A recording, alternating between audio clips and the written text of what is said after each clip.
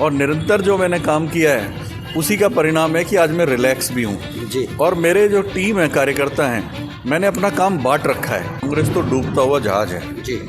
और कांग्रेस को पूरे देश ने नकार दिया जी। अभी रिसेंटली हमने दिल्ली के अंदर देखा, जी। दिल्ली के चुनाव के अंदर उनका खाता तक नहीं खुला। चुनाव होता है और हम उसको बिल्कुल भी लाइटली नहीं ले रहे हैं और मजबूती के साथ में अपने मोर्चे पे लगे हुए हैं और जिसका परिणाम ये है कि आज हमारा कार्यकर्ता मजबूती के साथ में है और मुझे लगता है कि हम अच्छी स्थिति में हैं। देखिए, अगर सामाजिक रूप से मैं बात करूं तो सीमा हमारी बहन है जी।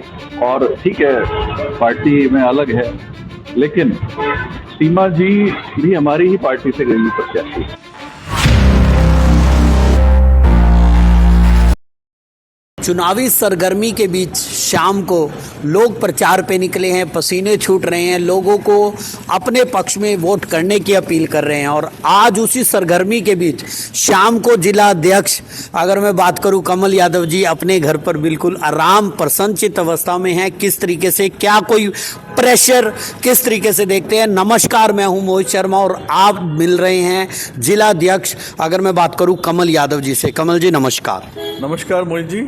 सबसे पहले तो मैं आप बता दूं कि मैं घर पे नहीं हूं जी, मैं दफ्तर के ऊपर बैठा हूं। पर जिस तरीके से आप बैठे हैं, बड़े रिलैक्स मूड में बैठे हैं, कहीं ना कहीं फ़ोन पे आप लगभग लगे हुए थे, परंतु क्या चिंता जो चुनाव में इस समय जो चिंता सभी निर्दलीय की बात करें या और पार्टी के, तो वहाँ पर आप कैसा माहौल अभी इस समय बना पा रहे हैं, देख पा रहे हैं? देखिए, चिंता, ये चुनाव का काम जो उसी प्रकार से है जो मेरी जिम्मेवारी है। जैसे मुझे याद आते हैं बचपन के दिन जी। जो बच्चा गर्मियों की छुट्टियां पड़ती थी जी। और हॉलीडे होमवर्क बहुत ज़्यादा मिलता था छुट्टियों का, तो जो बच्चा पूरे महीने भर जो छुट्टियों में अपना रोज़ धीरे धीरे हॉलीडे होमवर्क करता रहता था, तो जब छुट्टियां ख़त्म होती थी तो रिलैक्स होता था क्योंकि उसने अपना काम पूरा किया हुआ होता था। जी। और जो बच्चा पूरे महीने भर तो मस्ती करता था जी। और जब लास्ट के 2-3 दिन बचते थे तो फिर वो हॉलीडे होमवर्क कंप्लीट करने में दिन रात लगाता था। जी। तो मैंने अपना जो काम है निरंतर किया है जी। और निरंतर जो मैंने काम किया है उसी का परिणाम है कि आज मैं रिलैक्स भी हूँ जी। और मेरे जो टीम है, कार्यकर्ता हैं, मैंने अपना काम बांट रखा है जी। और हम सब लोग, प्रत्येक जिसके पास जो जिम्मेवारी है, किसी का वार्ड की जिम्मेवारी है, किसी के ऊपर 4 वार्ड की जिम्मेवारी है, किसी के ऊपर पूरे नगर निगम की जिम्मेवारी है और मेरे ऊपर पूरे ज़िले की जिम्मेवारी है जी। तो मैंने अपना काम सारा बांट रखा है। दिन भर की भाग दौड़ के बाद में अब शाम को दफ्तर पे बैठ करके लोगों से मिलना भी होता है। अब कोई नाराज़ होगा तो उसके घर तक भी होके आऊँगा। रात को 1 भी बजेगा, 2 भी बजेगा। अभी आपके साथ चाय पी है, उसके बाद अब यहाँ से निकलेंगे और अगले काम में लगेंगे।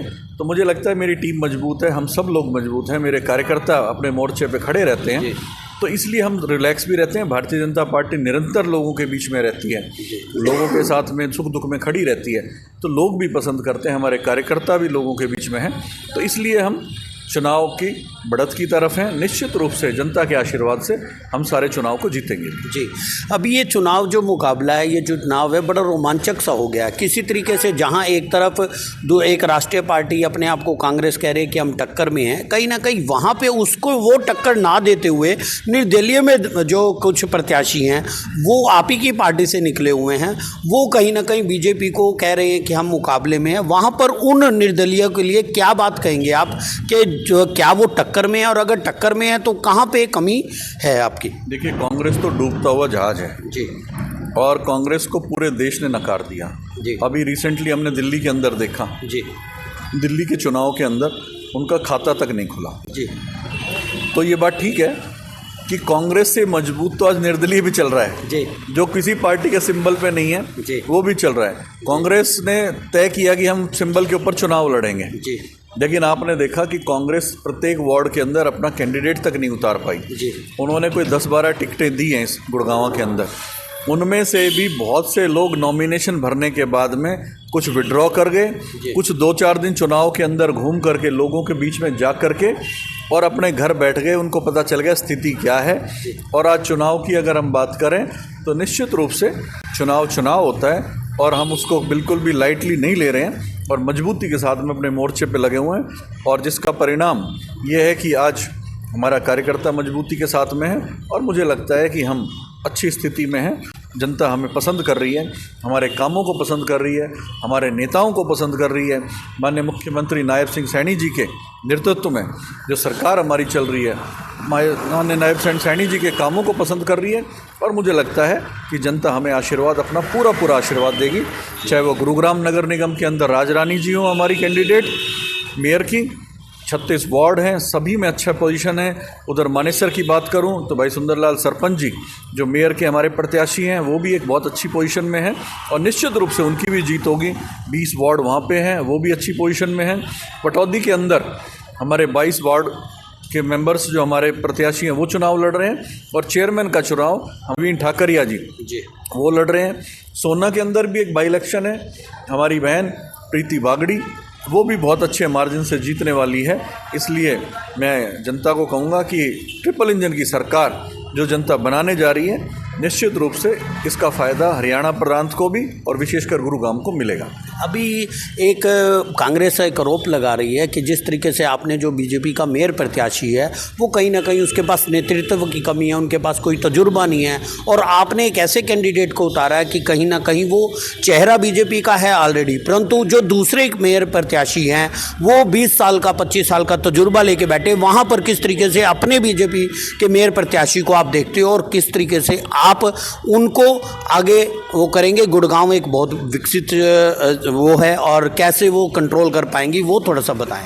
राजरानी जी सबसे पहले तो मैं बता दूं, पूर्व में हमारे जिलाध्यक्ष रहे तिलकराज मल्होत्रा जी, उनकी धर्मपत्नी है जी। तिलकराज मल्होत्रा जी ने सन 2000 के अंदर विधानसभा का चुनाव लड़ा और उसके बाद में वो जिलाध्यक्ष भी रहे जी। और रही बात राजरानी जी की, तो वो एक सारा बिजनेस जो है वही संभालती थी और जो व्यक्ति अपने परिवार को चला सकता है, कामकाज को चला सकता है, अपने बिजनेस को चला सकता है निश्चित रूप से, और वो एक राजनीतिक परिवार के अंदर परिवार की बहू हैं, उनके पति राजनीति करते हैं, तो जो परिवार राजनीतिक परिवार होता है तो उसका तो हर व्यक्ति राजनीति सीखता है। आज हमारे बच्चों को भी राजनीति करनी आती है, हमारे परिवार को भी आती है। ये तो बाकी रही जो आरोप लगाने की, कांग्रेस के पास तो अपना प्रत्याशी नहीं है जी, कांग्रेस के पास तो प्रत्याशी नहीं है। जो कांग्रेस ने जो तो मेयर प्रत्याशी जो अगर मैं बात करूं सीमा पाहूजा जी हैं, वो किस तरीके से आप उनको देखते हैं सर? देखिए, अगर सामाजिक रूप से मैं बात करूं तो सीमा हमारी बहन है जी, और ठीक है पार्टी में अलग है, लेकिन सीमा जी भी हमारी ही पार्टी से गई प्रत्याशी जी।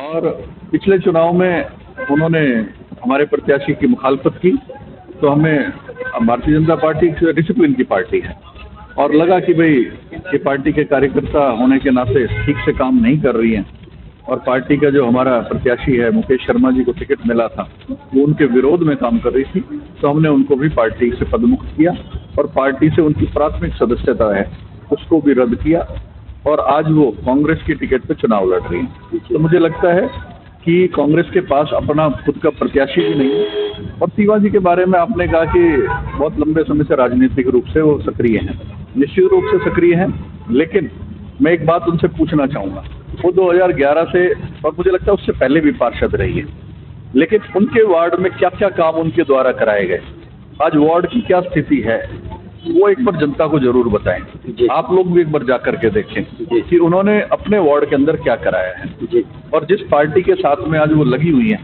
उस पार्टी ने इस गुड़गांव के अंदर क्या किया, एक बार उन पे भी चर्चा करें। मैं खुला चैलेंज देता हूँ आपके चैनल के माध्यम से कि मुझसे कोई भी कांग्रेसी आकर के कभी भी चैलेंज के साथ में बोल रहा हूँ कि कभी भी आकर के बहस कर लें कि उनके राज्य में कितने काम हुए। और लंबे समय से कांग्रेस की सरकार थी, बार बार विधायक भी कांग्रेस का बनता आ रहा था, लेकिन हमारे जो 2014 के बाद में हमारी 14 में जो सरकार बनी तब से और आज तक जितने विकास के काम इस गुरुग्राम शहर के अंदर हुए हैं आज तक किसी सरकार ने नहीं किए। इस बात को मैं आप लोगों को बताऊं। एक अंतिम क्वेश्चन ये है कि आज ही आपने कल में आपने जो बगावत वाले कैंडिडेट वो थे उनको कहीं ना कहीं पार्टी से निष्कासित किया, तो उस तरीके से क्या मैसेज आप उन लोगों के लिए देंगे, या पूरे हरियाणा में इसकी चर्चा है, वहाँ पर कमल यादव की क्या वो रहती है? देखिए, यहाँ कमल यादव का कोई रोल नहीं है जी, यहाँ जितना भी रोल है सारा जिलाध्यक्ष का है जी, और हमारे यहाँ कोई व्यक्ति नहीं है जी, यहाँ हमारे यहाँ व्यक्ति विशेष नहीं, यहाँ पद के ऊपर, काम के ऊपर होता है। तो मेरा मानना ये है कि जो एक जिलाध्यक्ष का रोल होना चाहिए था, मैंने अपने संगठन में बात करके माननीय प्रदेश अध्यक्ष जी को संज्ञान लिया, उनसे बात की, उनके नॉलेज में सारी बातें डाल करके और उनके आदेश अनुसार जो भी लोग पार्टी से बगावत कर रहे थे उनको सदस्यता रद्द करने का काम मैंने किया और उनको पार्टी में बाहर करने का काम हमने करना पड़ा। बड़े भारी मन से करना पड़ा क्योंकि वर्षों से हमने इकट्ठे काम किया है, लेकिन जो इनडिसिप्लिन करेगा वो फिर पार्टी बर्दाश्त नहीं करेगी। तो 12 तारीख को क्या नतीजे आप एक्सपेक्ट करते हैं? निश्चित रूप से भारतीय जनता पार्टी पूरे हरियाणा के अंदर ही निकाय चुनाव के अंदर ट्रिपल इंजन की सरकार बना रही है और गुरुग्राम के अंदर, चाहे वो गुरुग्राम नगर निगम हो, मानेसर नगर निगम हो, पटौदी नगर परिषद, सोना नगर परिषद, सभी जगह भारतीय जनता पार्टी के चेयरमैन, मेयर्स भी जीतेंगे और बहुत अच्छी संख्या में पार्षद जीत करके आएंगे, ऐसा मेरा अनुमान है। जनता हमारे साथ है, हमने जनता के लिए बहुत काम किए हैं, लोगों के लिए काम किए हैं, उनके सुख दुख में खड़े रहे, जिसका परिणाम निश्चित रूप से हमें मिलेगा। तो ये तो देखना होगा कि 12 तारीख को नतीजे क्या रहते हैं, परंतु आप भी कमेंट करके बताएं कि आपके वार्ड में क्या कौन जीत रहा है और किस तरह से देख रहा है। कमल जी, एक बार मैं आपका धन्यवाद करता हूँ जी।